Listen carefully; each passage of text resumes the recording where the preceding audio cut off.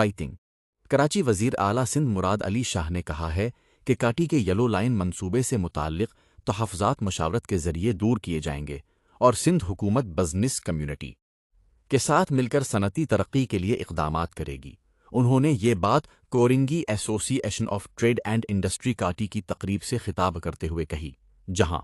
کاٹی کے صدر Muhammad Ikram Rajput, deputy patron in chief Zubair Chhaya, senior نائب صدر زاہد حمید، نائب صدر محمد طلحہ علی اور انڈس اسپتال کے سی ای او ڈاکٹر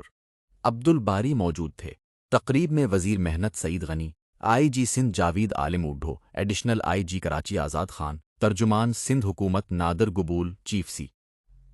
پی ایل سی زبیر حبیب، چیئرمین کائٹ لمیٹڈ زاہد سعید اور سی ای او کائٹ سلیم الزماں سمیت صنعت کاروں اور اعلیٰ حکام نے بھی شرکت کی۔